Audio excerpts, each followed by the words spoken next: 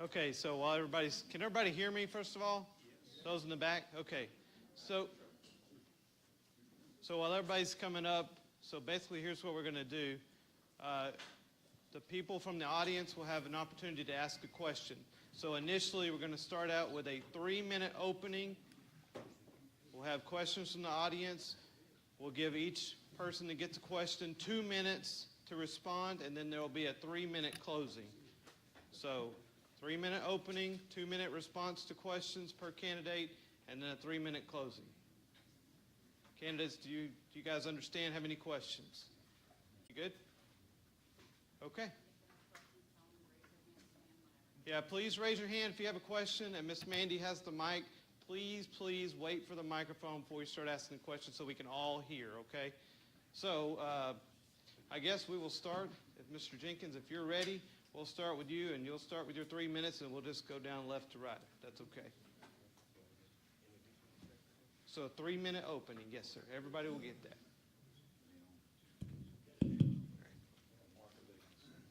Yeah, if you'll stand when you speak, please.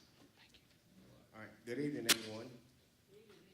My name is Marvin Jenkins, and I am running for Anderson County Precinct 2 Constable. And just a little bit about me. I'm married 30 years to my high school sweetheart, who just happened to drive. She's a principal at Mahale, so she drove in so she could support me here tonight. And that's my wife. If you would stand, yeah. All right. That's my wife, Josette. And we have 2 daughters. Our oldest daughter is a nurse practitioner, and our youngest daughter just finished up her master's in kinesiology, and she is now enrolled in a doctor of physical therapy program in California. So a little bit about me. I'm a 26-year veteran of DPS. I started my career in December 6th of 1994. Graduated from the Academy Junior Second in 1995, and went on to retire from DPS January 31st, 2020. So while I was with DPS, I wore many hats. I was a field training officer. I've done some instructing in Austin, made several deployments to the border, to the Capitol. I served on President Security at Crawford Ranch. I was on the ride team. I was on the interview board. So I've done lots of things with DPS.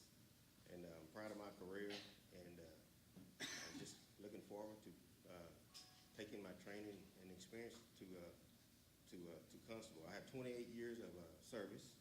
I have almost 5,500 hours of T-code training hours, and a Master's Peace Officer certification. So I am looking forward to serving as the next Precinct 2 Constable. So thank you.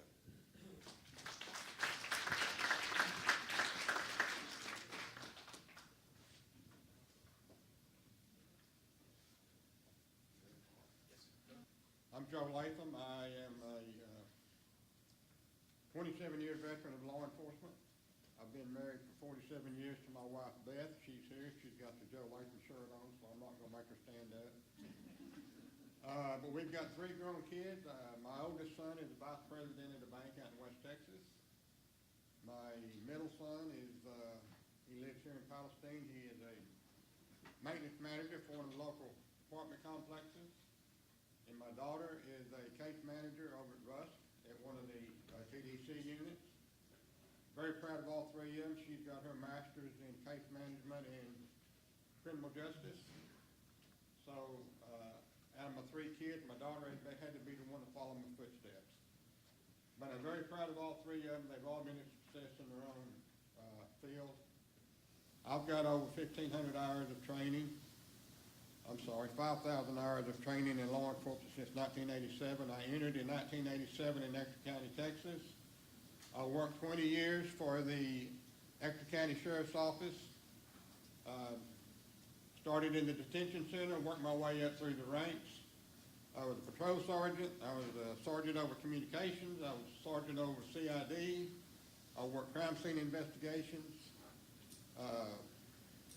While I was in Ector County, I had a very vast career. Did a lot of things, enjoyed every move I made.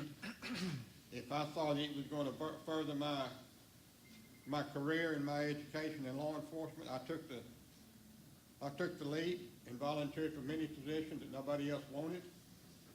I worked juvenile law, and that's probably one of the most rewarding things I worked. I am presently employed by the Estill County Sheriff's Office. I came to work 3 years ago. I have been a patrol sergeant. At the present time, I am the sex offender registrar. I am responsible for keeping all of the sex offenders in compliance with state law, which is a handful. But it's, again, it has been a very rewarding aspect of my career.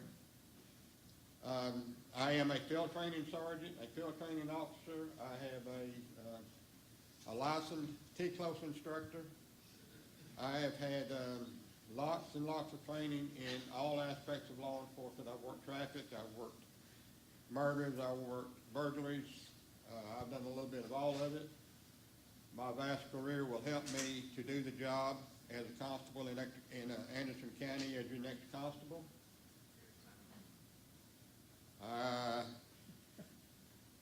Vote for Joe Latham for Constable Precinct 3. I'm number 3 on the ballot, number 1 on the candidate.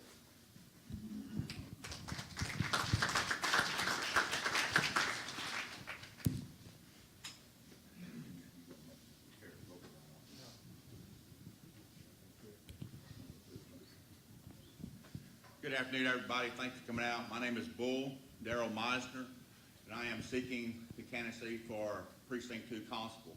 A little bit about myself. I moved here in 1990, where I worked for TDC.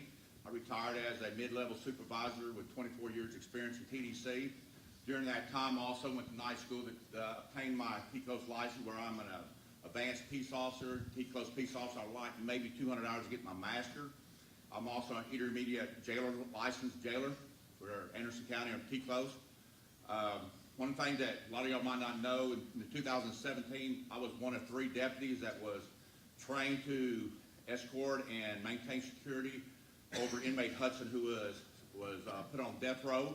He was sentenced to capital murder, and I was one of the deputies that had to maintain his security in College Station during that death row jury that lasted about 2.5 months. Also, I was one of the deputies that took him from Bryan College Station to Pulaski and put him on death row. I'm a licensed notary public. I'm a licensed field trained officer also. Also, I have a certification from TCO to do counseling with Cop Line. That's where people that might be out on the streets that might have a bad day, that can call and I can talk to them and try to work, just talk to them about anything they might be going through Cop Line. I'm a TCO certified counselor with them. One thing I'd like to tell you, right now I am a deputy at Anderson County Courthouse, where I am a bailiff, active bailiff right now, and serving papers. I'm serving writs and citations, precepts. Any papers that come in, I serve them and help serve them and work in the courtrooms. I'd like to have your consideration for your vote for Precinct 2 Constable. Thank you.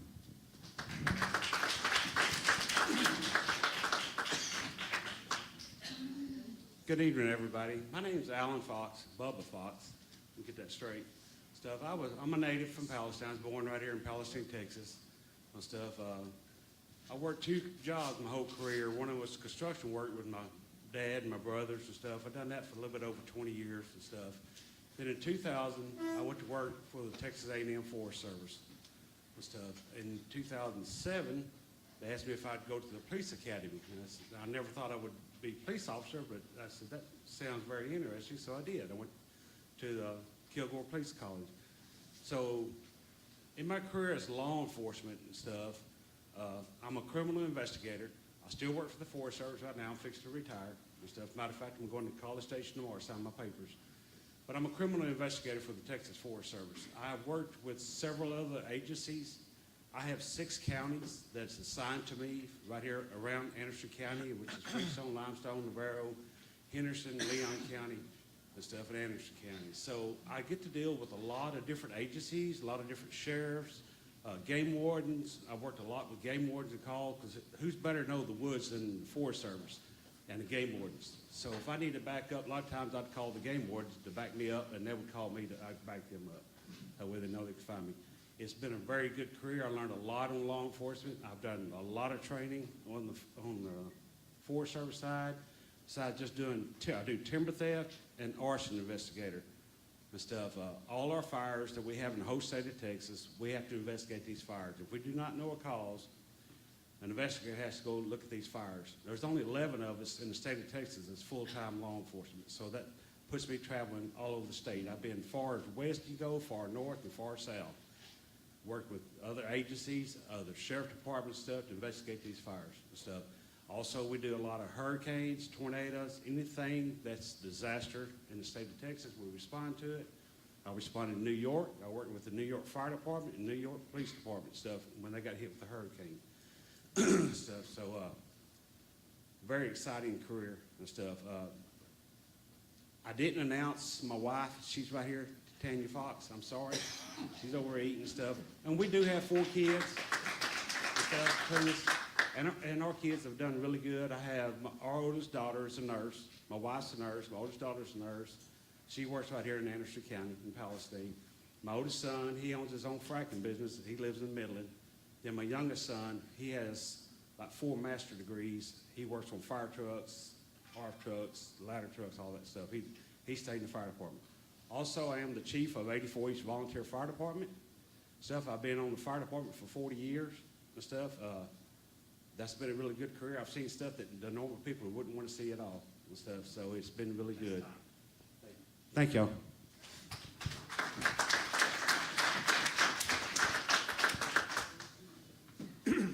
Hello, I'm Alan Hughes, and I'm a candidate for Precinct 3 Constable also.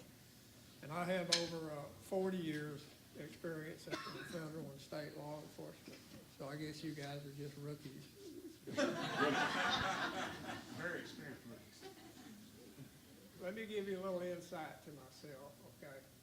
When I get up here to initially speak, I'm very nervous because when I was a kid, if my daddy heard me bragging, he'd whip my butt. I got a good whipping. And on March 20th, 1999, I met a man named Jesus Christ who pulled me out of the septic pit.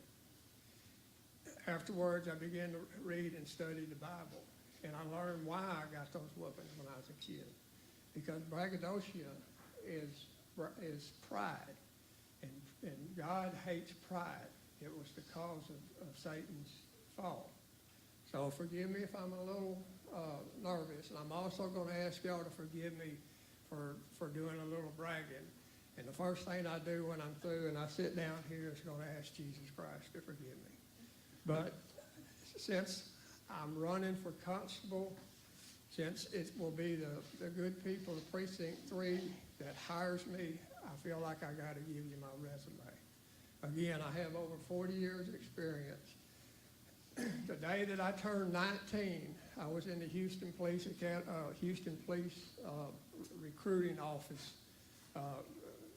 filing my application. I was accepted on March 31st, 1975. I entered Police Academy class number 69. There was over 1,000 19-year-olds apply for that academy, and I was the one chosen for it. I don't say that bragging about myself, but I say that bragging about God's grace to me. God knew what I wanted in my life, and he gave it to me. I was with the Houston Police Department for approximately 12 years, stationed mostly to the patrol division. However, I did many things with the patrol division. I was a field training officer also. I worked with crime analysis unit and was part of the shotgun squad. The shotgun squad, what we did, crime analysis, would keep records of the robberies and that sort of thing on the 7-Elevens and stopping robs.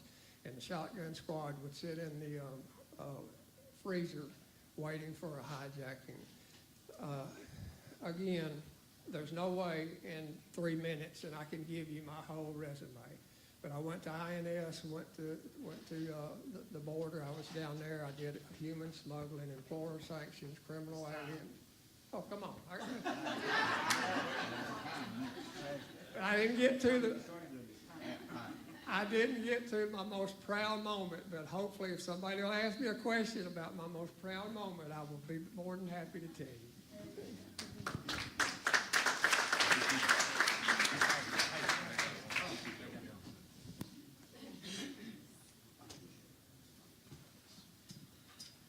Good evening, everyone. My name is Van Brown.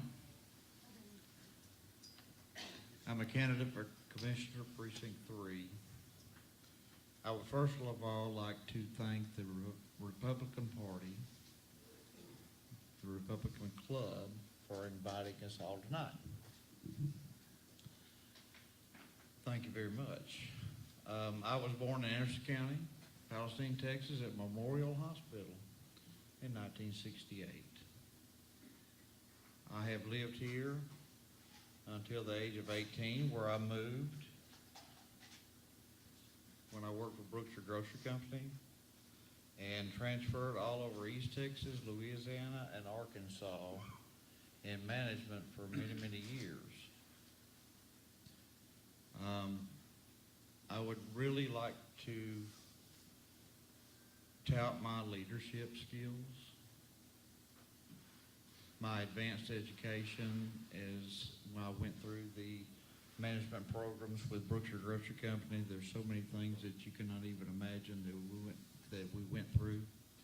Also, when I left Brookshire Grocery Company, I bought my own business in Natchez, Texas, which was Cannon's Country Store, which was my cousin, and now it belongs to me, and I've had this since 1997. We're on 27th year.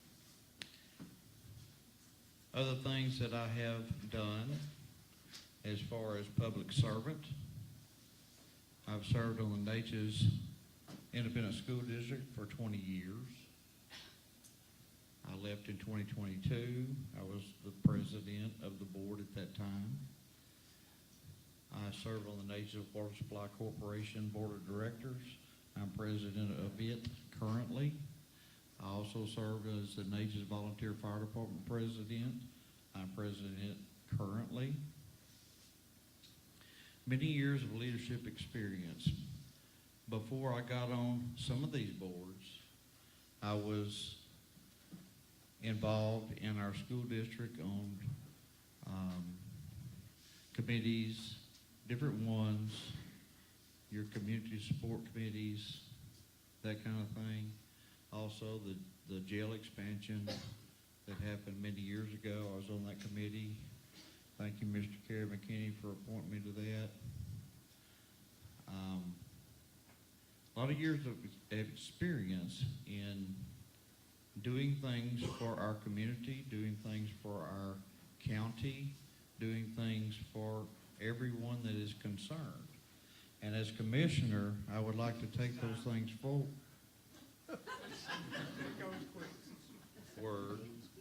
And I appreciate your vote as Anderson County Commissioner Precinct 3.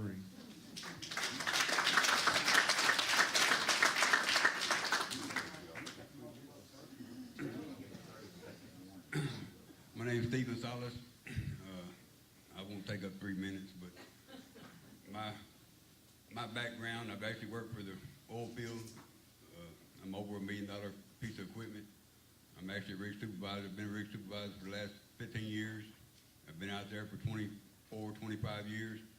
I've actually worked for Anderson County Precinct 2 for a little bit over 4 years. I'd say 4.5 years.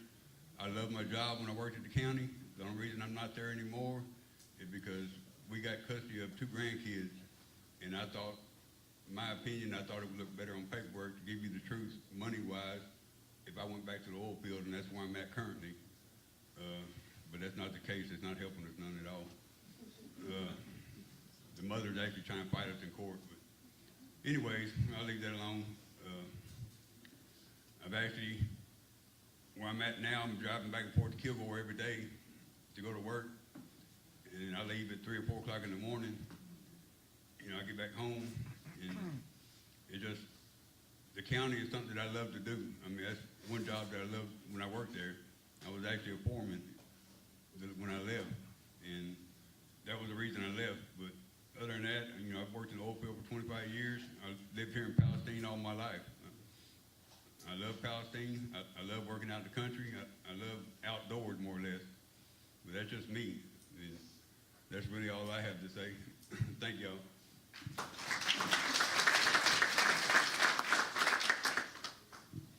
Hello, everyone. My name is John Wheelbanks, 42 years old, born and raised in Anderson County. First, I'd like to thank everyone for having this event tonight. It means a lot to me to be here. I'd like to personally thank my wife, Kelly, that's back there in the back. She's kind of been my backbone and supporter on this. A little bit about me. So I'm 42 years old, graduated Palestine High School in 2000. Joined the United States Army in 2002 to 2005. Honorably discharged there, spent 16 months in Iraq. I went into the insurance industry after that, shortly thereafter. Spent right at 12 to 13 years in the insurance industry, traveling all over the United States, working insurance claims from hailstorms to tornadoes to hurricanes and things like that. Decided that being on the road was not for me, so I got into business for myself in 2015. So I own Palestine Tire Center. I also own Denson Tire as well. Acquired Denson Tire about 4 years ago. Been able to successfully run those two businesses. I've had a passion to serve the county and have since 2015. Being deployed in Iraq, you get to look at all the things that we take for granted in the United States. And so coming back, that's kind of impacted me and always has resonated with me since that time. Obviously, in 2015, got into business and I was able to service the county as much as I could, but I was very limited on what I could do. Obviously, as just a tax constituent, there was only so many things that I could say, and I couldn't actually have much involvement in the day-to-day operations of the county. Following that path. I see a lot of things within the county that I would love to absolutely bring business-minded people into and look at it and take every consideration that we possibly could to advance our county. I've got an 8-year-old daughter, Laramie Grace. I would love nothing more than to watch my daughter raise her family here in Anderson County. It hurts my heart to see people move away from Anderson County because I see the beautiful things, all the qualities that it can be, but we've got to open those up. So we've got to open our eyes. We've got to move forward. One quick quote that I'd like to say, and a gentleman told me this a couple of weeks ago, and it resonated with me, is bad things happen to good people. Bad things happen to good people because good people choose to take the high road. Good people choose to turn the other cheek.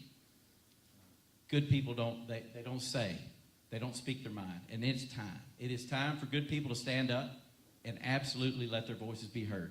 Again, my name is John Wheelbanks. I'm running for Anderson County Precinct 3, County Commissioner. I'd love to have your support and vote.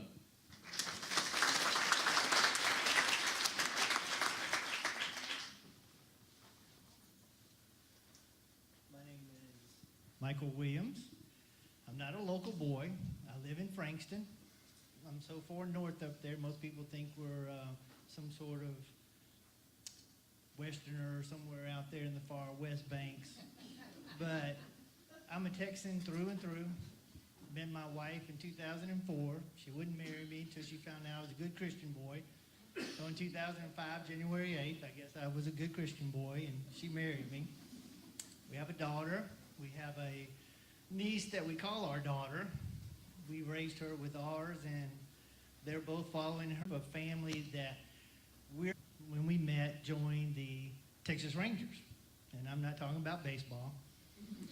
But God came and tapped me and said, no, you're going to be in the medical field. So I started off in radiology, worked my way through there.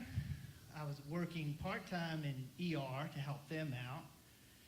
We got in a portable x-ray machine so I could start going to surgery and do portable x-rays. That's where my heart went. That's where God led. And that's why I spent 35 years of my life doing surgery in the medical field. I've worked at Tyler Spine and Joint, came down and started working at Trinity Mother Francis to help them start an orthopedic center. And then in 2019, everything broke loose. Greg Abbott didn't help. and I said, I'm done. I asked God, I said, if there's something else I can do, let me do it. He did. Frankston Rural Water needed some help, so I volunteered to start helping them. That quickly turned into a full-time, part-time job. I quickly got my license, so now I'm a public Texas water operator. And doing that, I was able to get grants for Frankston Rural Water. We are now building a brand new water treatment plant. And we're not looking at just who's on our system, we're elevating the whole system. So that's the same thing when I was asked to start running for county commissioner, because they said, Mike, if you're doing this in 1 year for Frankston Rural Water, what can you do for the county? And I said, well, I can't do anything because I don't know how to do roads. I came from the medical field. And they were like, well, you know how to do this for Frankston Rural Water. See what you can do. So I did. We drove all these roads all summer long. My ER treatment taught me how to go in and evaluate how things should be done and what needs to be done the most. So we did that. And I realized quickly that county commissioner is a whole lot more than just fixing roads. I've got a great crew up there in Precinct 3 that can do this. I can research all the stuff I need to find out. Thanks.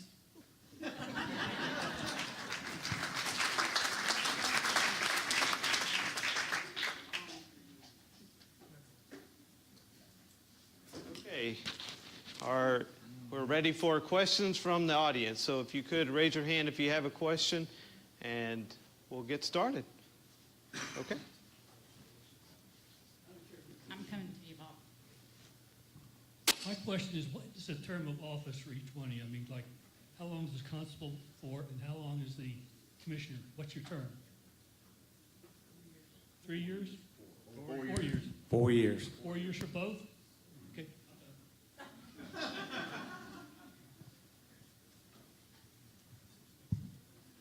I had this nice lady here to ask me a minute ago, what does a constable do? And my answer to her, well, he's actually law enforcement, and he can make arrests, and he can serve warrants.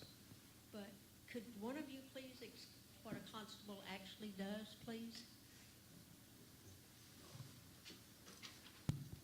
Constable's two main duties is working as a bailiff for the JP in your precinct, serving civil papers, and other than that, you've got free time to meet and greet your people of the precinct, listen to their concerns, be available to help them as they need it.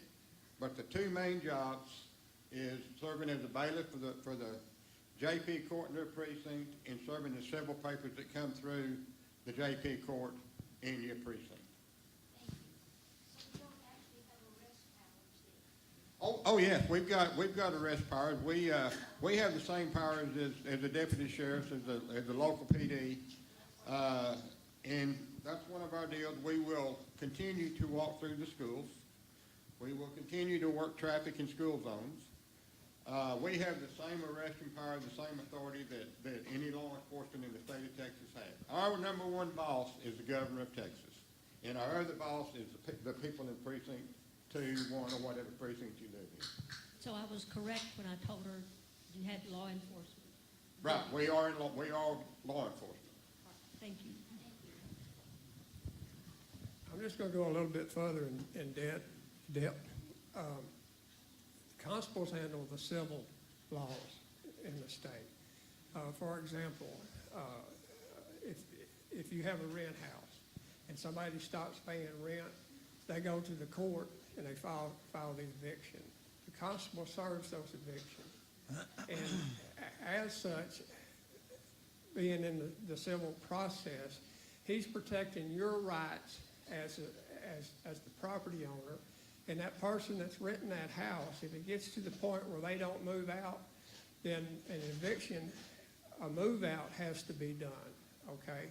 And we have to physically go to the house and move that person out. So we're not only protecting your rights as a property owner, but when we get there to do the move out, we're supervising the actual move out to make sure that moving company and that owner don't tear up that person's property. So we're protecting the people's rights. Okay. You understand what it's,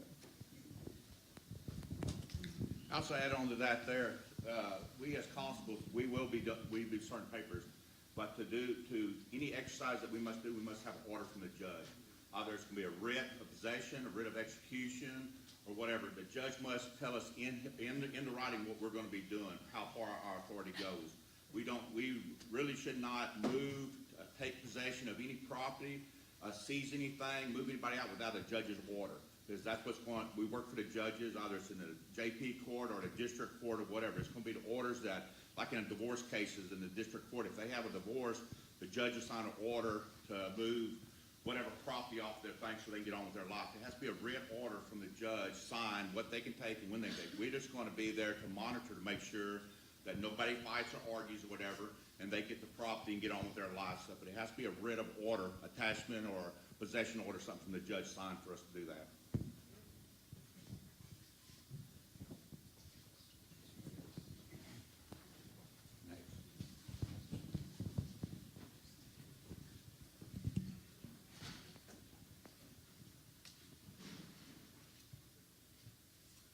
To go along with the constables, there's two main ones that y'all mentioned as far as duties. What jobs have you held in those specific areas and for how long?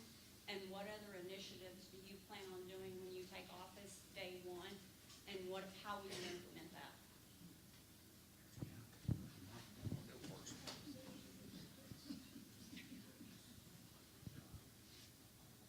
As I said earlier, I have been at the courthouse of Anderson County for the last almost 8 years.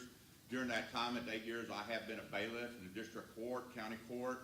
I think in district court, we got 5 district judges. We have a county court of law, Judge Duran. We have county court, which is Judge McKinney.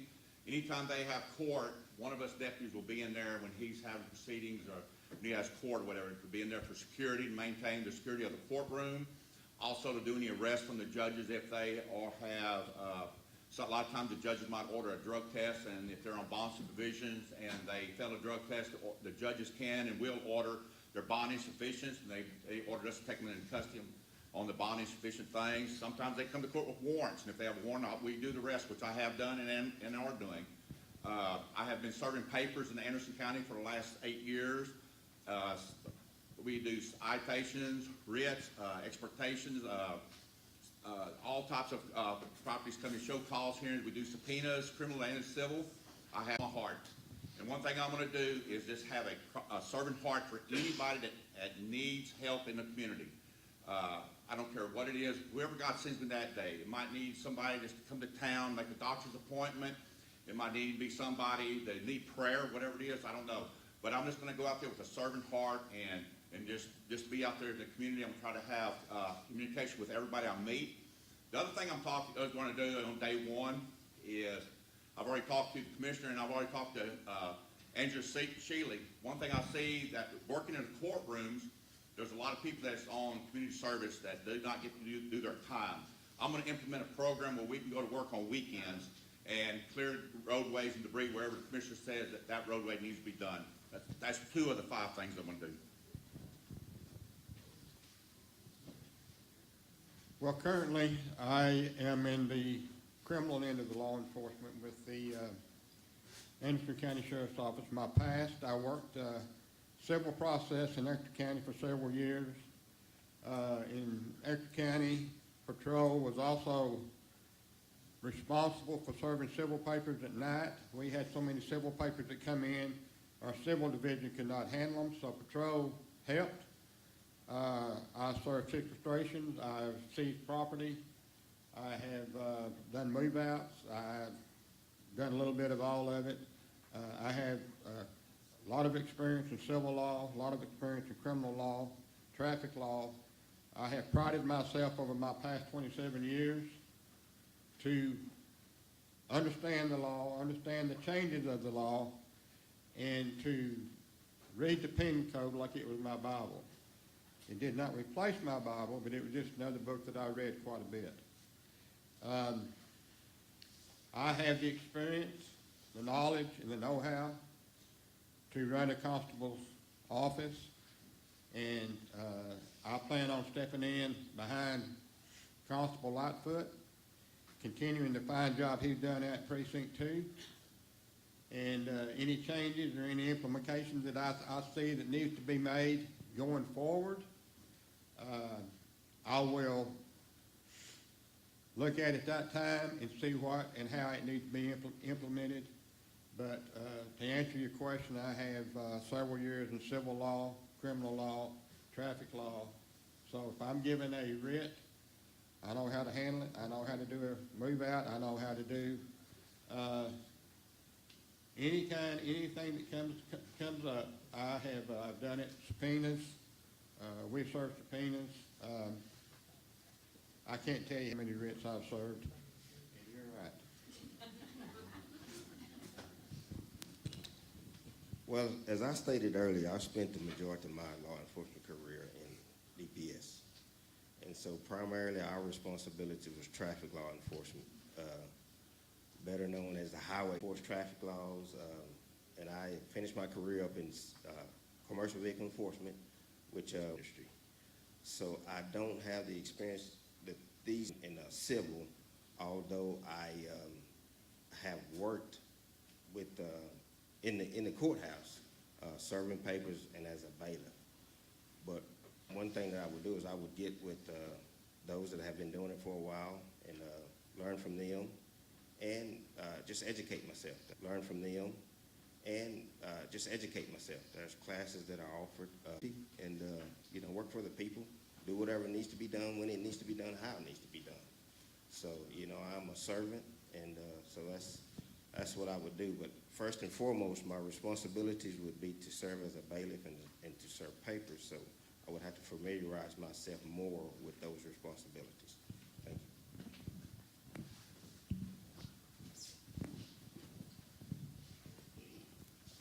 I'm going to be like Marvin was. Most of my career, I was criminal, but I have done some civil and stuff. I've been in court several times, stuff. I've served several papers for our own people in our agency and stuff. Been around it most of my career. I do know a lot about what constable does. I've dealt with a lot of constables and stuff, and stuff as far as serving papers, stuff like that. What I'm bringing to the table is serving the papers and working for the judge. That's your primary job. But your other job is when you're not doing that, you're going to be out on the street, patrolling schools, stuff. We have Natchez and Frankston in our area, stuff. I've had a lot of training. I've got a lot of training and alert for school shootings, active shooters and stuff, because they put us through a lot of that because we're always on the road, always traveling and stuff. The Uvalde shooting, I've been there several times around that school. I was about 150 miles from there when that happened and stuff in San Angelo. So, but yeah, I have a lot of training and stuff like that. That's one of the things I want to do is, if I'm going to get constable, is patrol the streets, get to know everybody, which I know a lot of people in Precinct 3, living here all my life. But the school is my main concern on stuff. I want to do walk through the schools and stuff. You take Natchez, for instance. The high school's right there by 79. Anybody can come down that highway and go right into the school and start shooting and stuff. I want to familiar myself with those schools, do walkthroughs and stuff on both of them. Frankston's the same way. We do have Frankston PD. What if they're tied up? There is somebody during the day and stuff there. But I want to walk through the schools. I want to get familiar with all the teachers, let the teachers know who I am, the principals, and the kids, where they're not scared of law enforcement when they show up on stuff. Say other than that, when I'm not doing that, I will be running traffic. All right, I'll give up. Well, 3 minutes wasn't there enough time to go through all my federal service. So after I retired from the U.S. Department of Homeland Security, I've since worked for the Henderson County Sheriff's Office and Anderson County Sheriff's Office. Even before that, while with Sheriff's Department, which I also didn't have time to go through, I served plenty of civil process type papers. And something else I want to say, I'm currently a reserve deputy constable for Precinct 3. And I'm out now serving papers and doing civil process. And I'm doing it as a reserve with no pay. And the reason I'm doing it is I want to learn everything that I can learn. So if I'm elected on that first day that I take office, I can hit the ground running. There won't be any problem.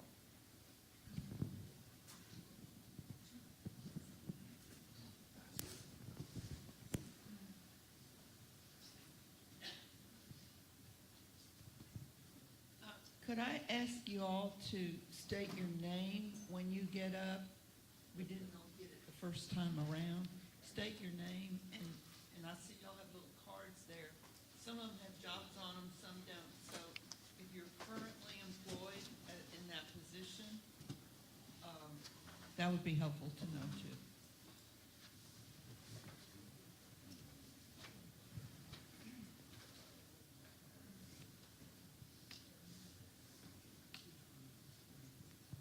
My question is for the two business owners for running for commissioners.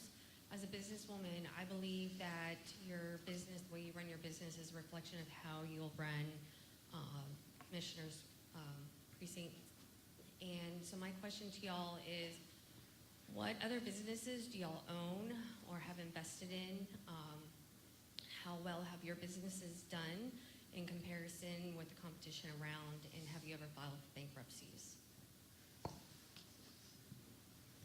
Again, my name is John Wilbanks.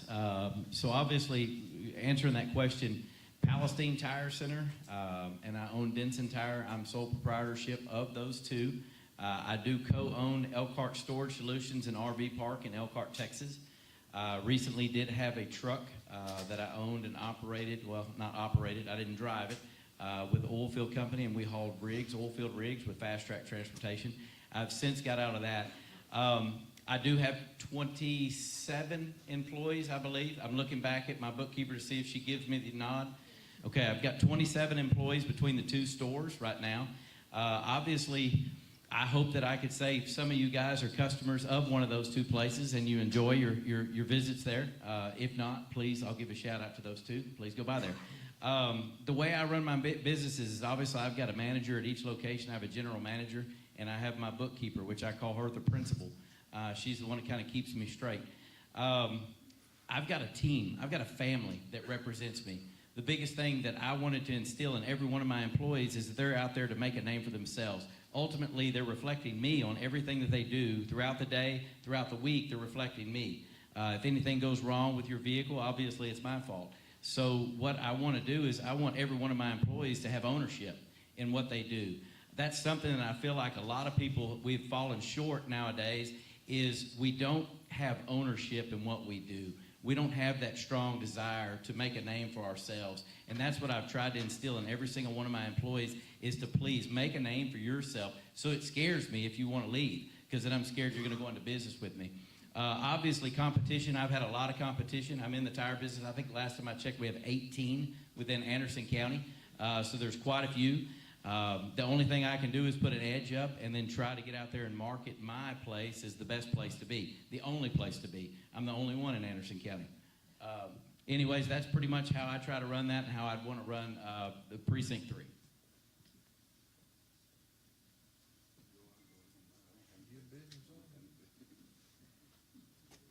Okay, I am a business owner in Anderson County, Dages, Texas, Vance Country Store and Grills. Van Brown.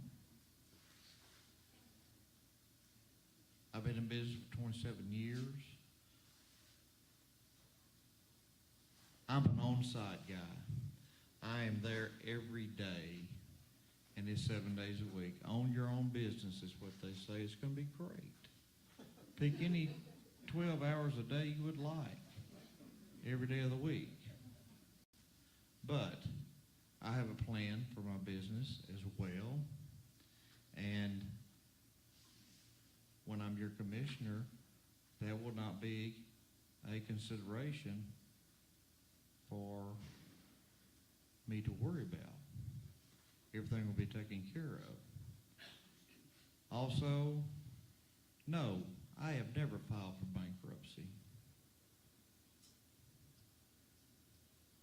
And any of my financial concerns of personal stuff and my business stuff, they're my concerns. And no, I have not filed bankruptcy.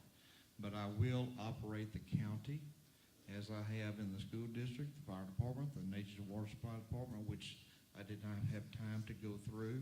We're in the midst of a water line upgrade, which is going to cost a tremendous amount of money. And I know as a business person that we're not capable of repaying a $9 million loan. So we're going to have to do this in phases. And doing these kind of things, we're trying our best to increase our tax roll,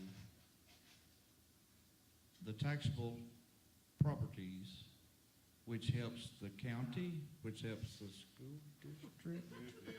Mark? I think he does too. I think you got to fast forward on that. But anyway, my experience, of course, speaks for itself. A proven public leader, a proven public servant, and a business leader and management experience for the last 40 years. Thank you.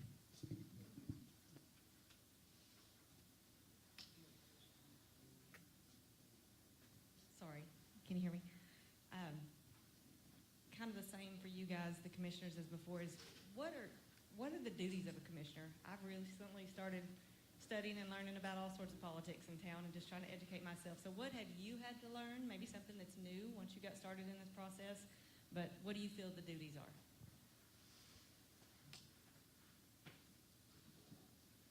I got the microphone. I'm going first, y'all. And if you do not start my time, Mark. You got 10 seconds already, dog. Quit. Okay, your main role of your commissioner is, of course, you're over all of the roads of Precinct 3 and of each precinct that one represents. But more importantly, you're on the commissioner's court, which you are one of 5, and every decision that you make in the commissioner's court is going to affect every constituent of Anderson County. And that is where we want input, absolute input on what our constituents want. But of course, the first thing we're going to address is what are our needs. We have to address that first. And then we go on. We set our goals. We work as a team. We do everything we can do to gather knowledge, research, go out for resources in order to accomplish those goals. And then once they're done, we have follow through. And as a leader, you present those things to your employees, you present those things to the entire county government as to what we want. And then those department heads, those managers, everything under that, they're working under your direction. A leader has to make, of course, important decisions, but as a leader in Precinct 3 and the county, one of your most important assets is your employees. Your employees are your most valued asset. And you can learn from your employees. You can learn great deals. You can also learn mistakes that have been done through the years. And you rely on that. You rely on the public. You rely on everyone to give your information so that you can properly make good decisions. Thank you, Mark.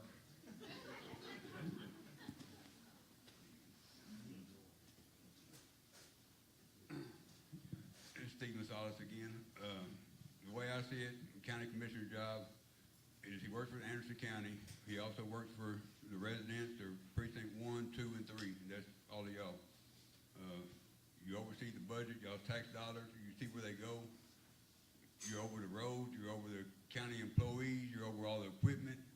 You try to make things happen. You try to give y'all better roads to drive on. Talk with your supervisors or foremen that, in the precinct.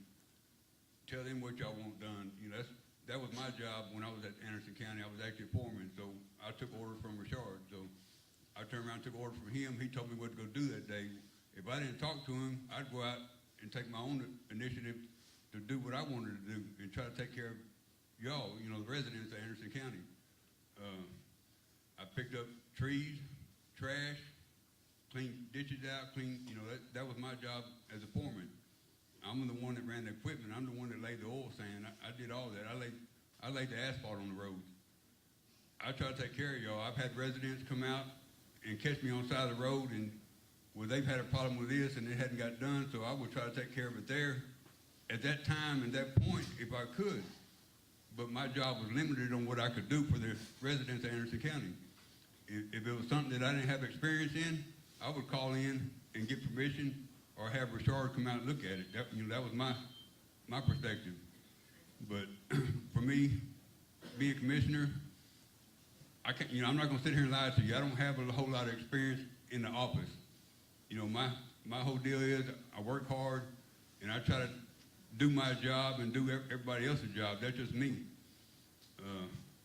I'm not going to sit here and feed you a line that I was mayor of Dallas County or whatever. That's not going to happen, because it's not. I'm just an individual just like y'all, your sons, you know, whoever. Thank y'all.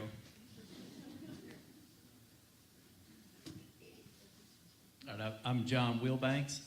County Commissioner to me is a very, very integral role within the county. Obviously, a county commissioner is your eyes and ears. He's your voice. Obviously, anything that y'all see, constituents see, y'all are going to convey that to your county commissioner, and he's going to represent you at court. That's a huge, obviously, we're going to work with the county judge on making decisions on how we're going to go, our plans for our future, for growth. We're going to look at our taxation. We're going to look at our budgeting. We're going to manage all of those things from the sheriff's department's budget to county employee raises to, I always say 401k, but that's not right. It's retirement plans. We're going to be looking at a lot of things as far as setting an annual budget. The biggest thing to me as commissioner is doing more with less. Trying to get with other commissioners that are finding ways that are making things work within their precinct and doing those in yours. It's working as a community. That's the biggest deal to me, is just working as a community, getting the job done that we need done for all of you, the constituents, so that y'all have a perfect driveway or road, not driveway, but a perfect road to get to your driveway on your house. We've got everything's taken care of for you, but we're also planning for the future. We're looking at how we can cut taxes on roofs, and we're looking at how we can increase our budgeting without doing so. Thank y'all.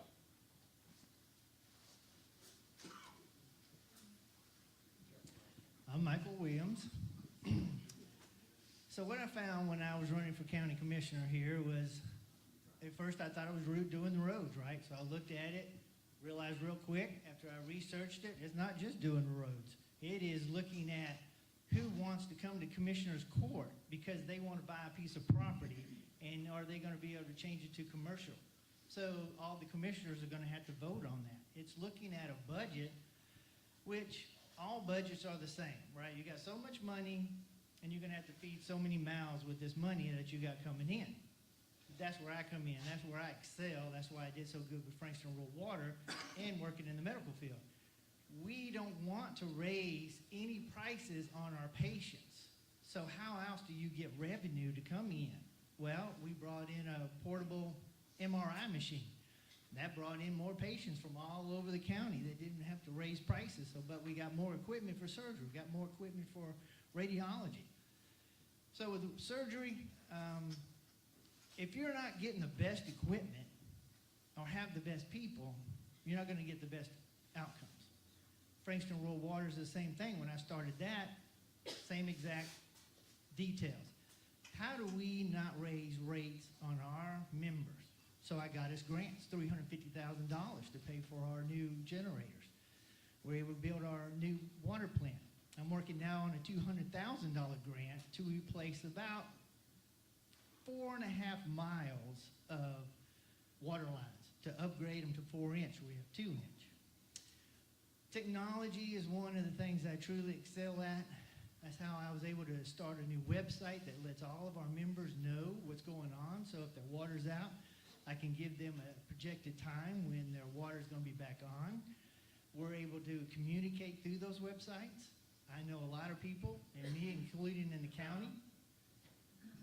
Thanks. Sir, your name,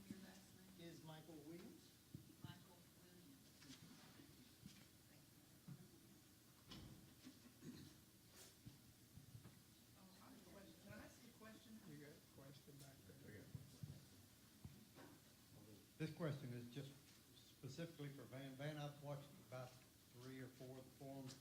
I've never actually ever heard you say, are you a commissioner on the commissioner's court now?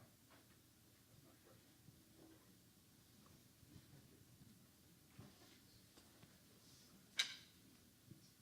No, sir, I'm not a commissioner on Commissioner's Court right now. Kenneth Dixon is the commissioner for Precinct 3 until the end of 2024.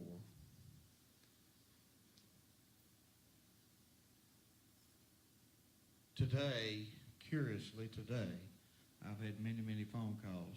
They have to do with fire type deals, different kind of things, road closures, and I was able to contact emergency management. They made a post on Facebook for the closure of Anderson County Road 435 because they're replacing a huge, huge culvert there.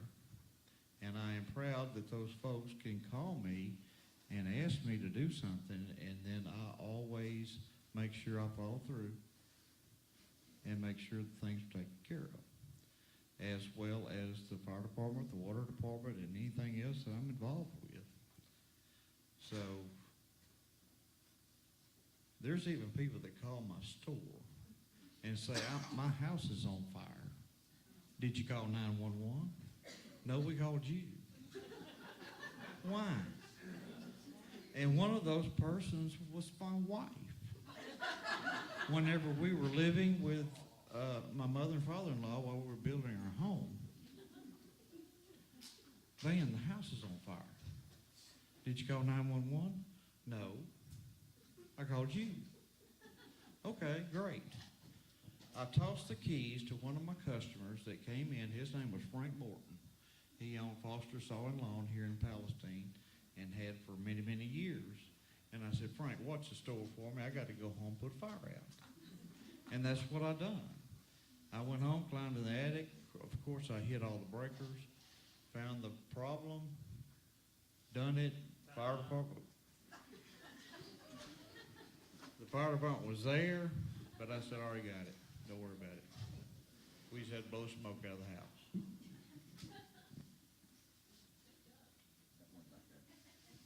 Okay, I got a turn. I want somebody to talk to me about potholes. Good luck. How long, like, what is the average time to get them fixed? 2 years. Oh, my gosh. 2 years. Steve Gonzalez. When I worked for Anderson County Precinct 2, our deal on pothole was, say, the guy that we had on the pothole truck, he would go out every day and he would hit every road, you know, in Precinct 2. And if we went down a road and we were working on a different road on the other side of town than what he was working on, and I seen one, I would write it down. Or either we'd turn around and take some of the material that we had and put it in that hole. We would fix it ourselves. We wouldn't wait on him to come. Now, if there was a bunch of them that was going to take a whole dump truck load, I would take it up with Richard, and either we had to relay the road or we'd try to put it in a procedure where we can get it done that year. You know, I couldn't guarantee it was going to get done that year, but we would try to take care of the pothole. Okay, so you talking about patches. You basically do a patch. Yes, ma'am. And how long does that last? Till the first rain happens. Well, you know, it depends. I mean, a lot of these, they're old. Water makes them brittle. They do not last.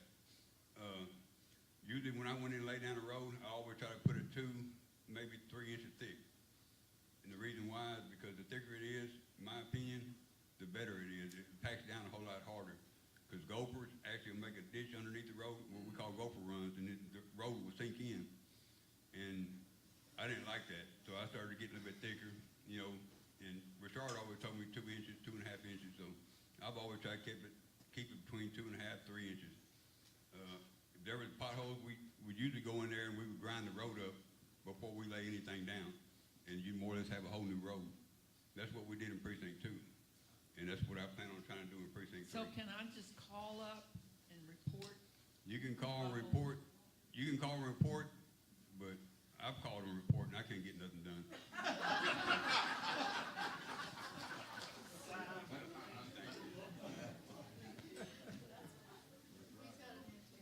I'm just going to visit that just for a second. So a lot of people might not know, and I'm not going to be accurate on these mileage, but I'm just going to run through the precinct mileages so that kind of gives you an idea on just how sizable these are.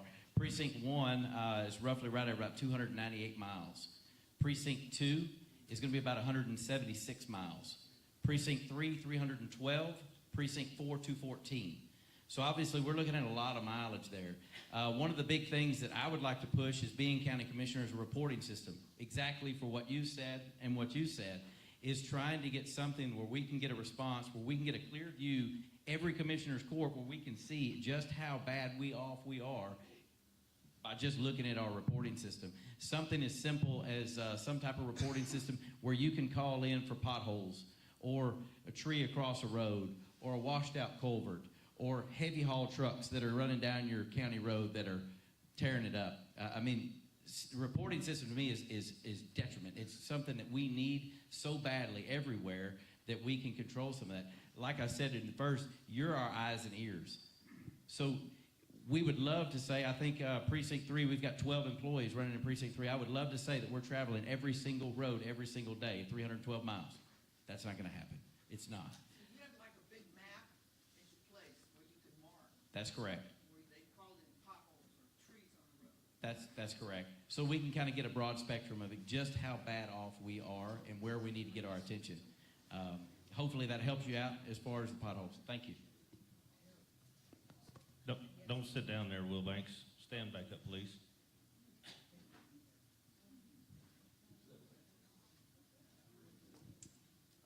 Go ahead, sir.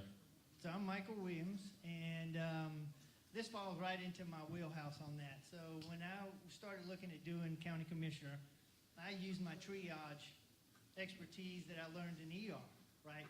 Everybody wants their roads fixed. But I started riding and I started grading them. Are these just minor fixes that we can probably fix today? Just call them up and we can get it done? Or these things need to be resurfaced? Or do you need a whole new road? So as we started going through, me and my wife drove all the roads out here and started labeling them and looking at the roads and seeing which roads were doing the most need. But then that comes back to the budget. I don't want to have to come and knock on your door or my door to increase our budget to fix these things. We are underserved. We only have 57,000 people in Anderson County.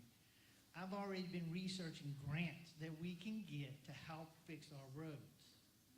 So that means I don't have to come to your door and knock on you and say, hey, we need more budget for the county, or give more money to the sheriff's department, or pay our employees.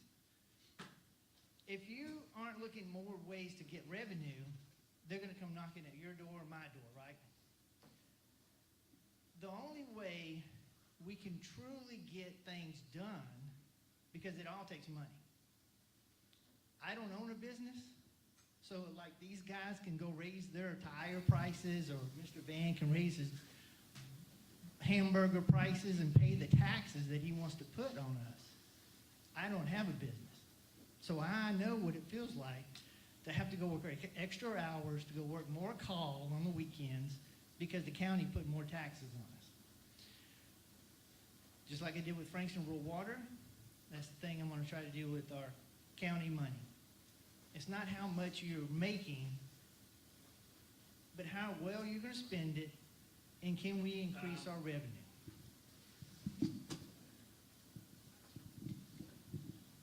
Are we still on? Everyone's road that is in front of their house is the most important road in the county. And yes, I understand your concerns. I have been traveling the roads for many, many years. And Mr. Dixon done a deal where he traveled the roads and he put a paint mark and that kind of thing. The reporting system is great. I can probably tell you where all the potholes are. I can tell you where all the unpaved roads are. I can tell you where things need attention. There may not be enough traffic on there. As far as your roads go, It's not necessarily your oil sand or your asphalt. Your road is your base. I grew up in the asphalt paving business with my dad. Your road is your base. And then the topic on it is to protect that base.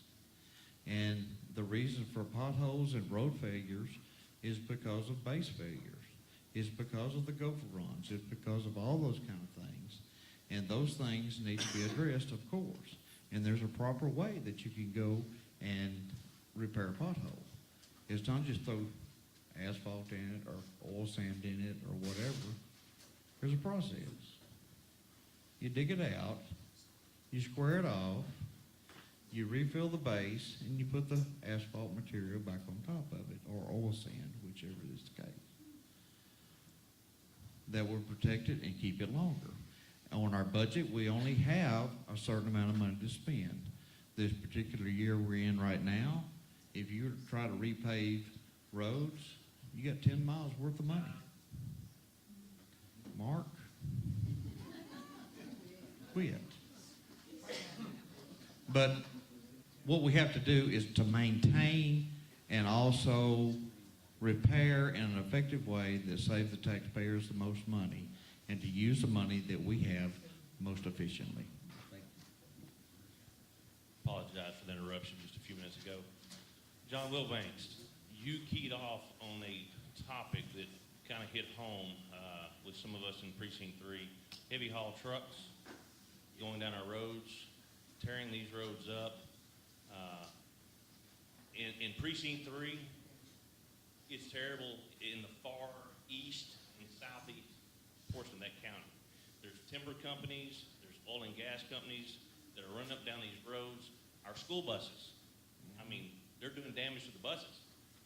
What are the candidates up there? What are your plans on making sure that this gets handled as it needs to? So obviously, a commissioner, we're going to be faced with making decisions that are going to be adversely affecting some of our constituents. But there again, we have to look as a whole as to if it's going to benefit the others. One of the things that I would absolutely want within Anderson County is I want what we call a weight and rate guy or a scales guy that works for Anderson County, and what he's doing is he's going out similar to your DOT on your highways. They're out there scaling guys, and they're weighing these trucks, seeing if they've got accurate permits, if they do have permits filed within county roads. I think that you'll see there's probably a lot operating within our county that do not have permits, and that needs to be adjusted. That needs to stop. There again, going back to that reporting system that I talked about earlier, you know, something as simple as a reporting system to where you could send in a text message to the county to let us know that there is a logging truck or there's a big heavy rock truck that keeps going back and forth on your county roads and it's tearing up your sides or your edges of your road, or it's creating potholes, then we can get out there and look at it. And I guarantee that I could rely on my constable. If we're tied up, I could rely on my constable to go out there and run out there and take a look at it to see if it's something that needs addressed or attention. But these are things that need to be done. Obviously, that's going to make some people mad in Anderson County. It's going to. But that's a revenue stream that helps come back to fix the repairs, the damage that they've done without taxation. And that's the biggest thing that I'm after, is getting revenue back into the county without taxing roofs. And that's to me, is one of the ultimate goals, is trying to run this thing like a business. Thank you. Okay, we've got time for another question or two, and then we're going to give the candidates 3 minutes to close out. So that way we're not here all night, folks. Okay, so one or two more questions, please.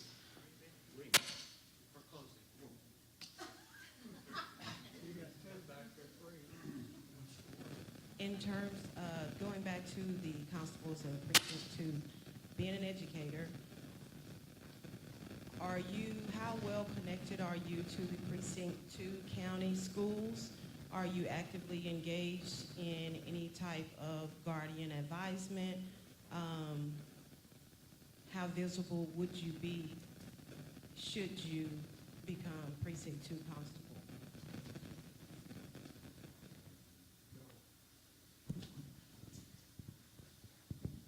I'm not that visible in schools except after work. I normally work Monday through Fridays at the courthouse. Anytime we have judges that are working, we have to be in there with the judges. So right now, I'm not really that active in schools. I do try to get out there after school or after activities and stuff as much as possible. I do keep up with what needs of the schools need to be done with the kids. I do go to church. I do talk to my youth group and the kids that go to different schools and try to listen to their needs and why and stuff like that. But when I am elected as constable, that's one of the main things I will be doing is going to the schools 2 or 3 times a day, interacting with the kids, trying to get to having a trustworthy relationship with them so they can come and talk to me and with any problems, if it's being bullied or whatever, and just meeting with the teachers and the principals and stuff like that once I'm elected. But right now, as a deputy and as a bailiff for Anderson County, I'm mainly primary assigned 8 to 5, Monday through Fridays in the courthouse.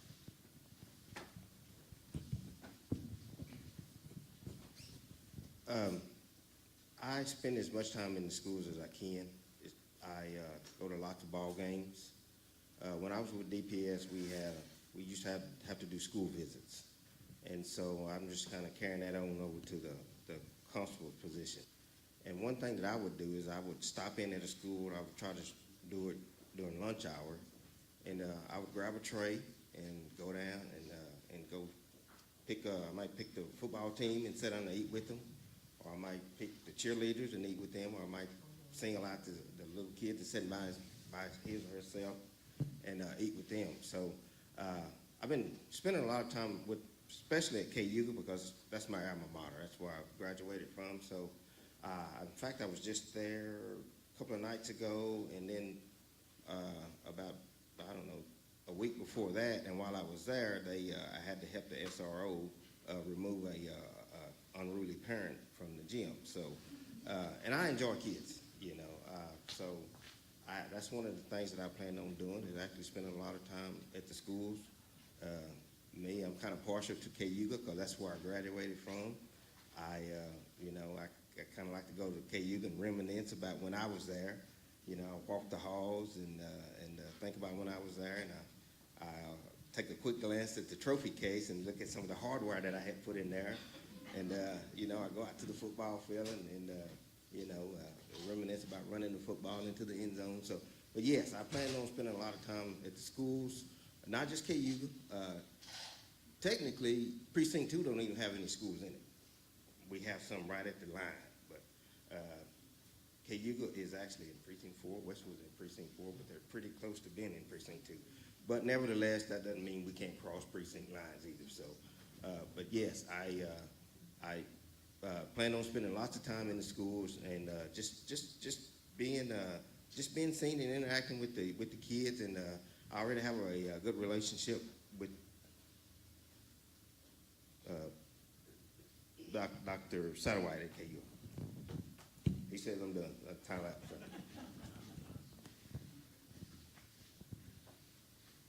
Well, my position right now is kind of like Daryl's. I'm 8 to 5. But in the past, I have worked football games out at Cayuga. I worked them just about every game with Constable Lightfoot last year. I worked basketball games, football games at Westwood. As I said earlier, my best time in Exeter County was when I was working with the juveniles, and I have always had an interest in the youth sports. I used to coach youth sports. It is very vital today with the way this society is to have all the presence you can in the school system.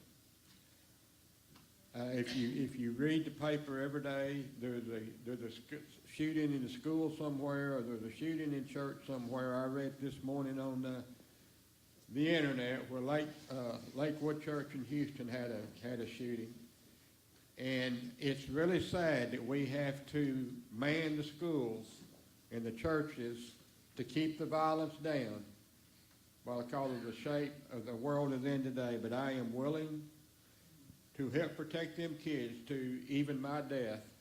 If I can send a kid home safe, I've lived a lot of years. I will go to heaven protecting the kids of our school systems. And then like Mr. Jenkins said, it doesn't matter if it's in precinct 2, precinct 3, precinct 4. I feel like that we need to reach across the precinct line and work together to keep our kids safe, to keep our churches safe, to keep our community safe. When we have a community meeting at some of the bigger community centers here, I feel like we need to be present to show force, and that if anybody walks in, they say, oops, we're in the wrong place. Thank you.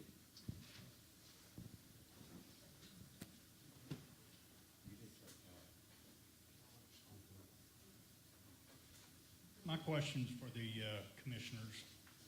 What have y'all seen the inefficiencies that are going on with the current precinct that y'all think y'all can do better to get us a bigger bang for our buck? Obviously y'all have a lot of different jobs, but the roads are most visible. That's the thing everybody talks about. Have y'all done any research to see some of the low-hanging fruit that can be picked to get some better efficiencies in the precinct and give us taxpayers a bigger bang for our buck? And Alan, I want to hear what your most proud moment was before all this is done.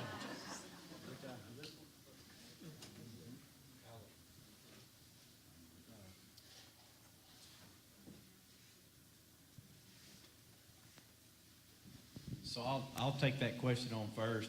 Some of the inefficiencies that I've seen as I've been studying Precinct 3, and nothing, I don't want to say anything negative about the current commissioner in there.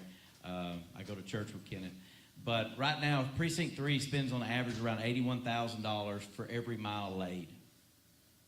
Majority of the other precincts, I've seen anywhere from they're doing it from as low as $35,000 a mile to on the average of about $55,000 a mile. So there's a big issue with why is it costing so much in Precinct 3.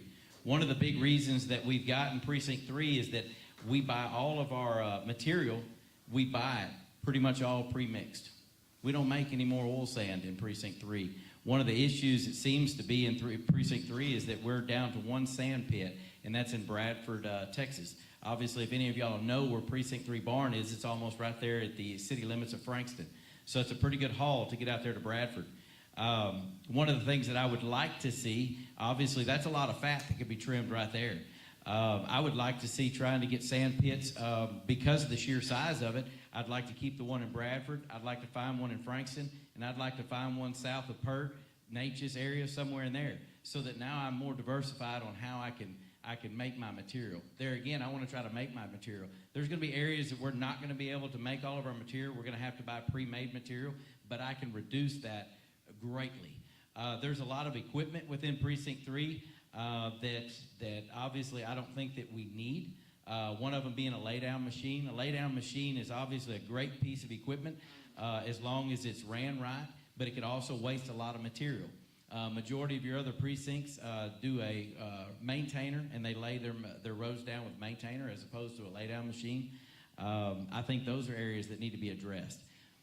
We have some other areas in fuel that we need to address on in Precinct 3, and those are about the first couple that I see trimming the fat. Thank you.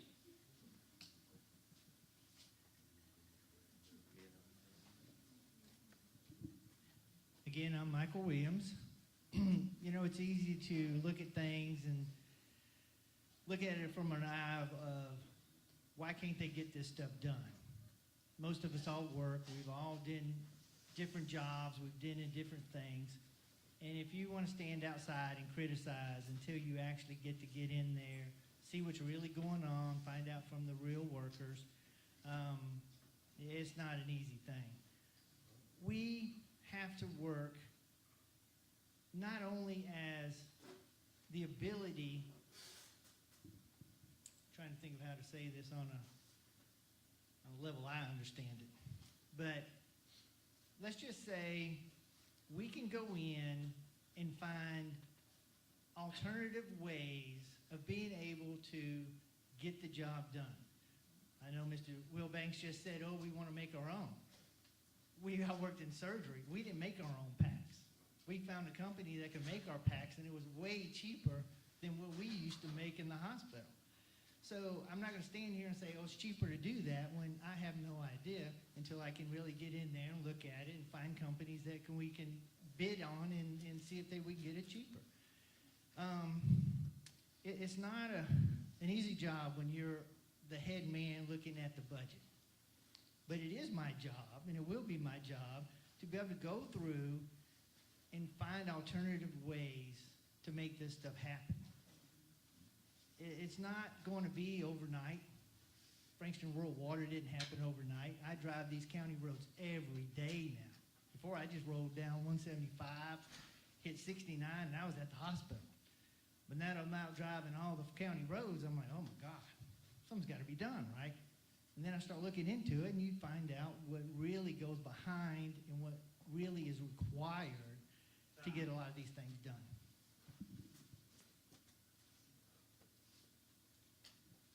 Stephen Salas again.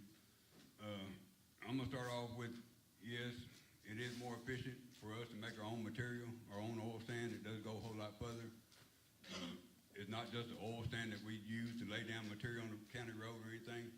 The county actually gets what I call grinded up millings from the state. Whether we buy it or sometimes they even give it to us. It's that way, sometimes it's not. Sometimes we gotta pay for it. But it's cheaper than buying oil sand. And that grounded up millings, the asphalt on the highway, they actually go a pretty good bit. I think I've done almost a little bit over a mile with what we got in 1 year. On top of the oil sand and the millings that we get, if we could turn around and pick up all these dead trees, keep them from clogging up y'all's culverts and your driveways, that will keep the water out of your culverts, that will cut down on costs. You know, I know there's some times that the residents, yeah, y'all are liable for the culverts. You know, y'all have to provide them or pay for them.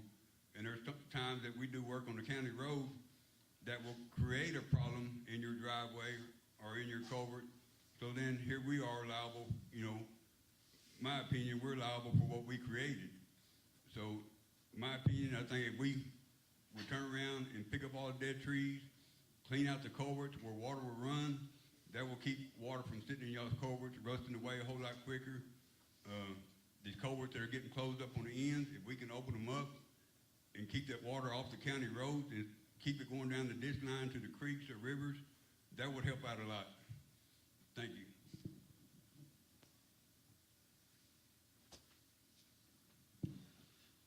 Okay, a lot of good things said from the candidates, and I do agree that sand pits are a definite reduction in your cost of producing your oil sand.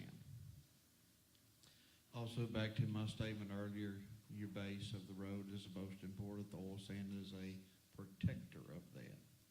So, yes, we would need to use our funds most efficiently and most effectively in order to pave our roads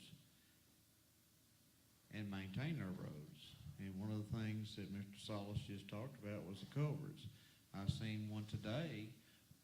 It's on a state road, but the county road intersects that, and the culvert did not carry the water because it was stopped up. And now we've got cones out there, and the county's going to replace about 5 foot of road in order to replace all of that, or to fix it. That's where you rely on a lot of your employees that you have right now. The employees that know the problem areas, the employees that understand the way that you want to make the precinct operate. And that is what we're going to do as Precinct 3.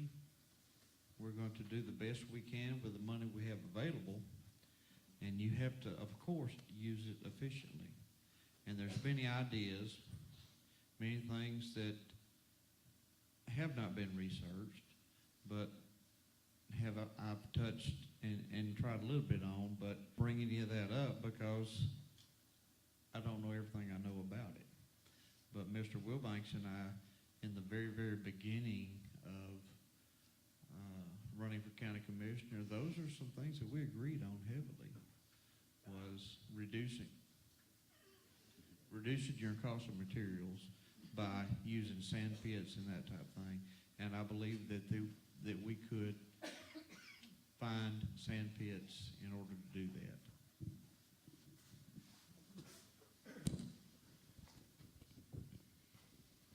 Alan Ray Hughes. And since they picked the place on the ballots with the best looking, I'll be number one on the ballot. Come on, y'all are a rough crowd. Come on, right? Look at me, and that's funny. Mr. Scott, thank you so much for asking that question. I've been in several shootouts, both with the Houston Police Department and with the feds. But on on August the 1st, 1983, I was shot in the line of duty. That's nothing to be real proud of, but I was wounded. I obtained my a Purple Heart by protecting 5 other police officers. I saved 5 police officers in my actions. That's my most proud moment. Since I have the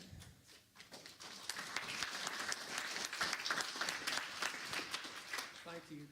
Thank you. Since I have another 2 minutes, just real quick, another proud moment of mine in 1993, while I was with the Dallas Department of Justice. They wanted to create a resident agent position out here in East Texas. They had 2 major points of the criteria. One was they had to have an agent that was thoroughly knowledgeable in all investigations they could send out here, and he could do any investigation that needed to be done. But the second thing that they needed was a special agent that they could trust to send out here to 23 counties to work by himself, unsupervised, out of his house and produce. My supervisor told me when they picked me out of 35 agents, when they picked me, they told me, they said, we're going to give you 6 months. If you produce, you're going to stay. If you don't produce, we're going to bring you back. That was pretty rough considering I moved my house and my residence and everything, but thank God it got me back to Frankston, Texas. Not only was I there 6 months, but I was there for the next 16 years. And every year for 9 years, I won an award. I made more arrests and did more cases than the whole agents in Dallas combined. I'm also proud of that. Thank you. Thank you. Thank you, Mr. Scott, for asking that. Okay, at this time, before we do the closing, and we'll start over on the very far right-hand side, let's give all of our candidates applause. It's a tough job being interviewed. Yeah, thank y'all very much. So if you will, 3 minutes, please, sir.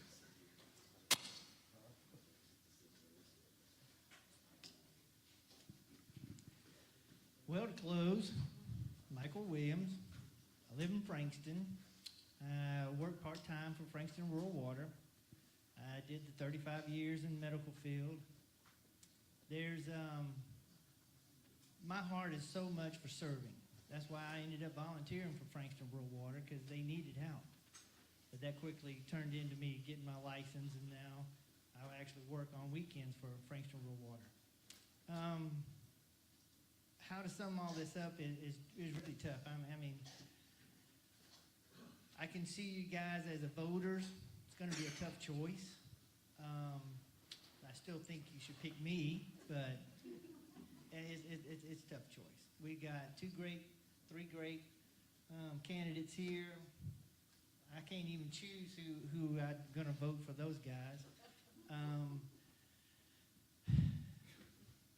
It's tough. It's tough. I'm not a politician. I don't come out to put my name in lights or do anything. I'm a worker. I just work. I'm in Precinct 3. We are all Precinct 3. And so only being able to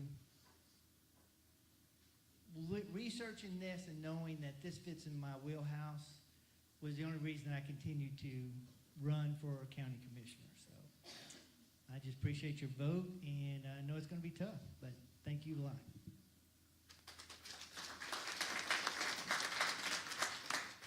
Again, I just want to say, everybody, and thank y'all so much for having me here this evening. It's been an honor. I want your vote. I want to be your commissioner of Precinct 3. I do. I know that I can do the job. I know that I have all the experience needed in order to manage the employees correctly. I know I've got the experience to push that budget. I know that I've got the experience to push the boundaries and look further into the future for our kids and our next generation for Anderson County. I want Anderson County to grow. I've got a passion to serve. I always have. I've taken an oath, just as I told you guys, and that oath still remains the same. God, family, country, and it'll always stay that way. I can't say it enough, how humbling it is to be here. It takes a lot of guts to stand up here and do all these things and to run for this office, for any elected office for that matter. But there again, know that I've got the passion for it. I've got the honor and integrity to serve you guys and be y'all's voice. Thank you again. John Wilbanks, Anderson County, Precinct 3, County Commissioner.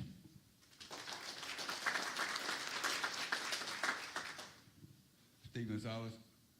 Me, myself, if I was to run and actually make this, I would actually quit my job that I have now currently, and I would devote 100% of my time to y'all.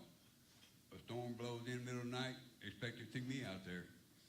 You know, that's just my perspective for, Anderson County. I would like to take care of each and every one of y'all.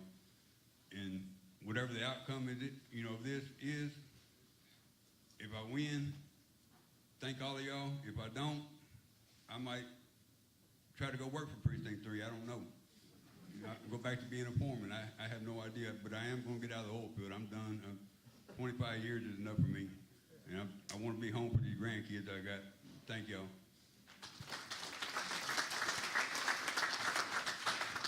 Thank you very much. I also would like to thank everyone for coming tonight. I would like to thank you for inviting all the candidates. I would like to say that as your county commissioner, I hope to continue forward in our budgeting to make sound decisions. And doing that, we have to communicate between department heads, between other elected county officials, that type thing. It's hard to do with your Texas Open Records Act, but it is very good to know everyone's concerns in our county. Sheriff's Department, the judges, that kind of thing. The County Commissioners Court as a whole is over a lot of things.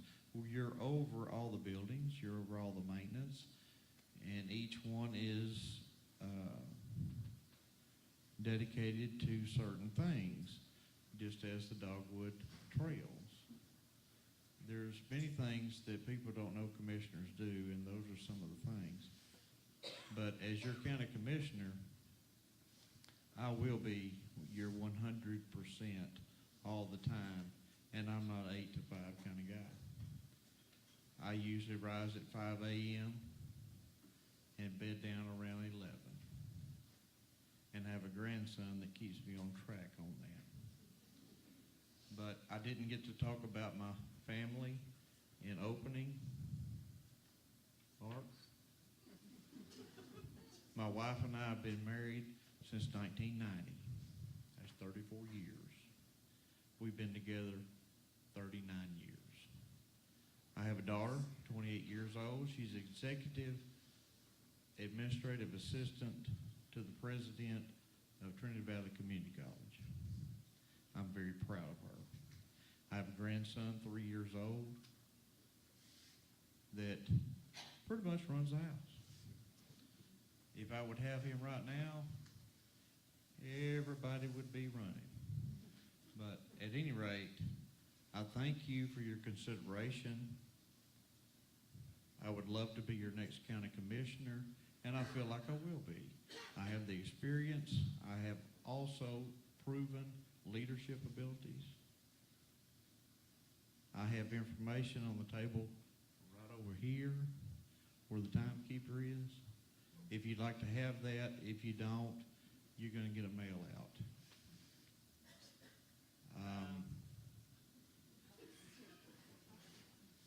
Thank you, Mark. We really appreciate you. And everybody, thank you so much for attending tonight. The attendees, I think, would be most important because you're concerned. You want to know what's going to happen in your county government. You're going to know what the leaders want to do. And I think we have, in our time limits, given our statements.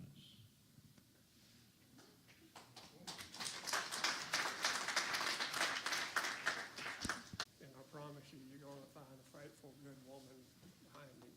So I want to introduce my faithful, good woman, Jackie. She's my wife, and I appreciate her. I appreciate y'all coming out and listening to us. And tonight, I've thrown a lot of information towards you. Like I said, I got over 40 years of law enforcement experience, and I didn't get through a quarter of it, but all of that's just experience. And to be perfectly honest with you, my memories, my life is more like a book that I read than my life. Because I look back and can't really understand the stupid things that I've done. Because nowadays, I'm not going to walk up to a man that's pointing a gun at me and just take it away from him. That's the kind of things I did back on the Houston Police Department. But that's all experience. I don't want you to really look at my experience for this job. I prefer that you look at my character. I'm a conservative. I'm a diehard conservative. I'm a constitutionalist. I believe in that Constitution, and I will die for that Constitution.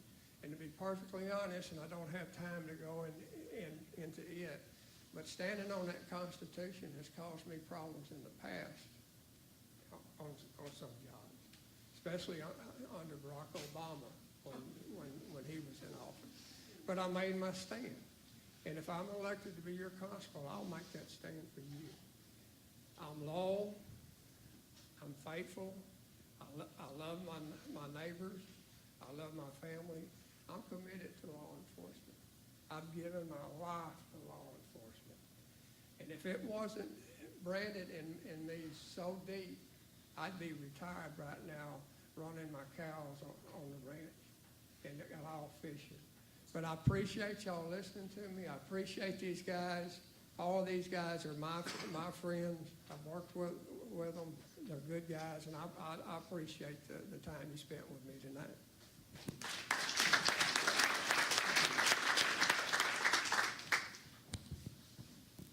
All right, since the first 3 minutes went by so fast, I'm gonna try to speed this up, because 3 minutes sure goes by fast. You're not even be able to tell all your quals. As your constable and stuff, riding around and stuff, what I didn't get to tell y'all stuff that, as a volunteer fire department several years in Texas Forest Service, we've done a lot of training. I'm trained in a lot of things, different things, rescue tools, structure fire. I have pulled several kids out of house fire, stuff like that. As I'm trolling around, though, if Natchez, Elmwood, or Frankston gets a call, and I'm in that area, I will respond and help them with the fire or whatever, wreck or whatever. As a constable, I do this in my state truck. I have door locks, unlock people's cars for them. I got crowbars or halogen tools. I got basic tools that I can get on the scene before the fire department do, and hopefully open the door, get the window open, get the kids out of there or grown when they're trapped inside of a car, and much less when it's on fire. Because it's not fun to sit there and watch kids burn up in fire and stuff. But I will, and that's one of my goals besides the school, is helping the volunteer fire department stuff when they get a call. Because during the day, if y'all pay attention, a lot of y'all listen to radios, the volunteer fire departments are hurting during the day for members of the fire department stuff. So I do plan on helping them. I do get pages right now with Natchez and Elmwood, and with my state vehicle, traveling all over the state. I have responded with volunteer fire departments everywhere over the whole state. I have learned a lot from the other volunteer fire departments. Also, the reason I want to stay in Anderson County, I do have other job offers I can go to. I'm instant commander for Type 3 large fires or incidents and stuff. When we had the flooding, I was in control of the drowning on 370. I had Texas Task Force 1 come in. They called me on the phone because they know me. Hey, do you want us to come up here? We have our dog with us. Yes, please come on. Stuff. So I can, IC, we call it IC, instant command of large situations. I'm trained to do that. Also, I'm a licensed drone pilot. I understand from an emergency manager or a guy that used to fly for the county has left. I have flown for the sheriff department several times on felony cases, felonies jumping out of the car, fleeing out in the woods, or just whatever they needed, missing people, much less missing people. I did have the infrared drone and stuff, so the sheriff would call me to fly the drone and try to find the missing people and stuff. I do want to initiate that back in the county. I'm hoping I can get with the commissioners, buy us another drone for the county, because I want to do it for the county, not just Precinct 3, and fly our drone or whatever we need to do to help for missing children, people, whatever stuff. So that's my goal for Precinct 3 Constable. I say, of course, Mark. So, but anyway, I would appreciate your vote. Precinct 3, Alan Bubba Fox. I'm the third one on the ballot. Thank y'all.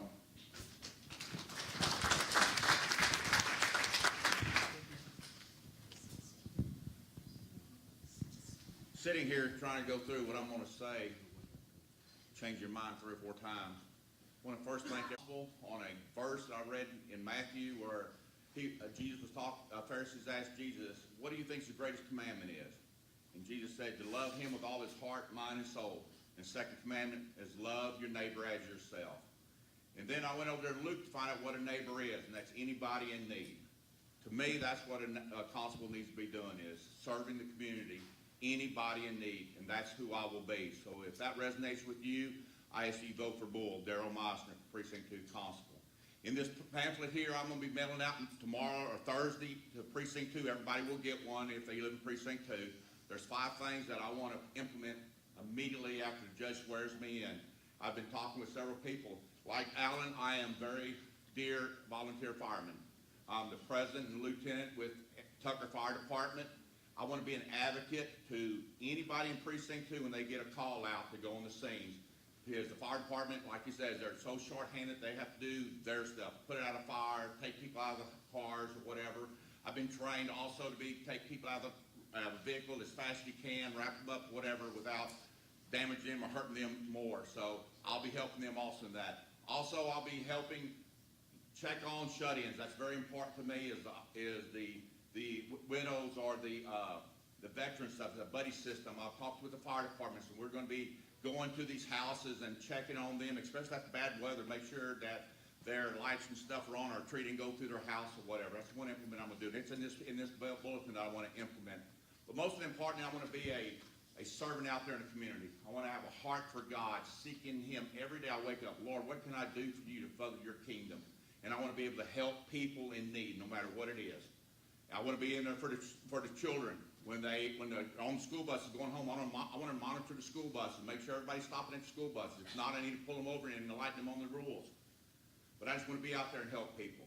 If that all resonates with you, I ask you to vote for Bull, Daryl Meisner of Constable Precinct 2. I want to thank everybody come out. I'm number 2 on the ballot. I think I'm number 1, but everybody up here thinks they're number 1 too.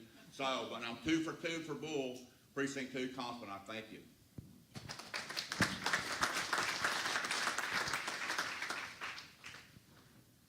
Again, my name is Joe Latham, and I want to say one thing. Everybody up here has talked about being born in Anderson County. I wasn't born here, but I got here just as quick as I could. I was raised in Exeter County, started my career in Exeter County. Have a vast career in law enforcement. I have a master's certificate in law enforcement. I will offer my services to the school system as a TCLO certified instructor. I will help train anybody that needs help training at the schools. I have had active shooter training. I have a heart for people. I am a member of Triple S Cowboy Church. I am on the security and hospitality team. I count it an honor to be serving in that capacity. My wife is on the worship team. I am a firm believer in Christ. I am a Republican through and through. I'm a conservative, and I will die for my country. I will die for my constituents. When I put this badge on 27 years ago, I knew at some point in time that time may come that I have to stand in the line of fire, and if my vest don't work, then my next breath will be in heaven. But I am very proud of my work ethics. I'm proud that I have Constable Lightfoot supporting me 100%. Although I have his support, I am running on my own values, my own work ethics, and my own experiences and knowledge. And if you vote for Joe Latham, Precinct 2 Constable, you will not be disappointed.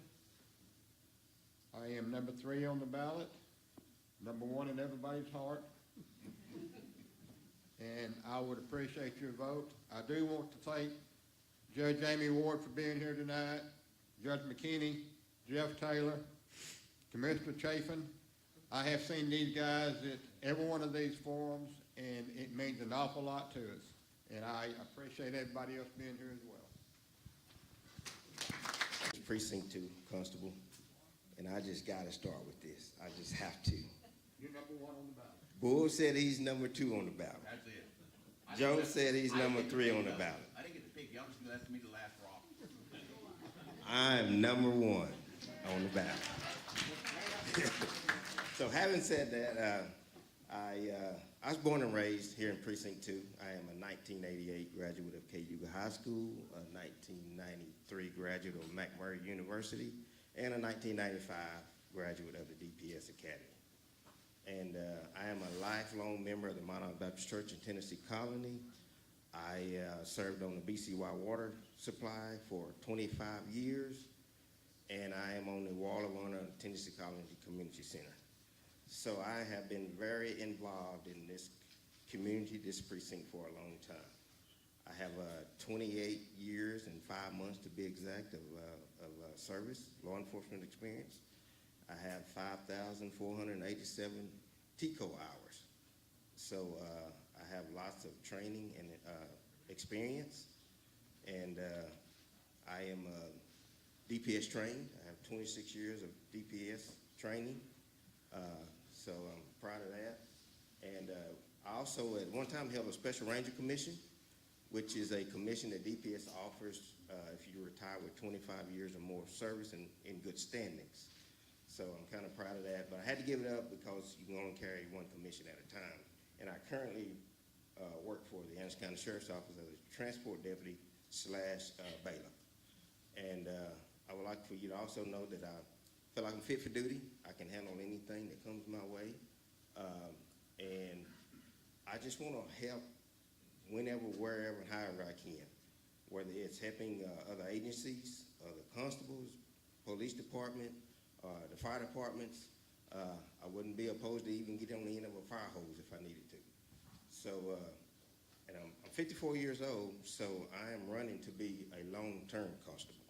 So, having said that, again, when you look at the ballot, you'll see me as your number 1 choice.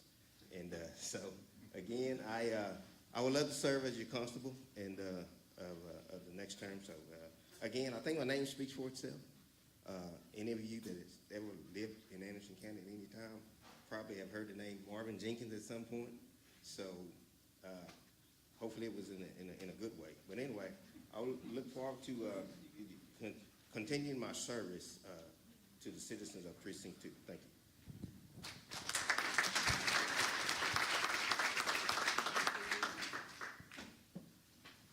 This has been a pretty good forum.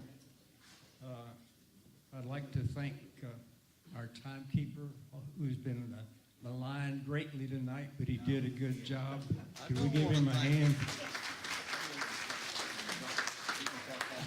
Thank you, Mark. The other forums, I brought up some of the facts that the real part of the political system in our country right now that appears to be in chaos and a little bit of disarray, it emanates at the top. But we need to fix it by starting at the bottom. And that's here. That's in this county. That's in this city. It's in the ballot boxes that we're going to go into starting on the 5th of March and back on the 5th of November in the general election. We can't keep our head up in the sky in Washington and maybe even so much down in Austin. We need to stay focused on having the best candidates we can have in our minds here in the local area. Somebody said that whatever happens with the people we elect here, it's going to affect each and every one of us. And that is really true. Really true. Elections have consequences, and the consequences start in the local elections down here. I appreciate your turnout. It's been a very good one. I would like to invite everybody to look at the paper and look at Facebook and our webpage. We're going to stream the videos that we took, that Tex took. Oh, by the way, I'm sorry, I missed you. We ought to give Tex a big hand. Call Tex Studio. He has volunteered to provide us a tape of all of the forums, and we will be uploading it to the website and passing out the information so that anybody can access it anytime to review what the candidates that you're interested in have said and how they acted, so that you can make your decision to vote. Unless there's something else in business, I think that I'd like to have the benediction. Mark, would you do the honors this time too and give us a benediction, and we can close the meeting?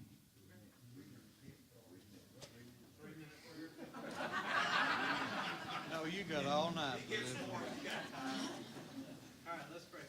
Dear God, just thank you for, again, allow us to be here together, God, and just thank you for the civil interaction we have with each other. And I just pray that you would just be with the candidates as they finish the race, Lord. And I just pray that we just keep you first and foremost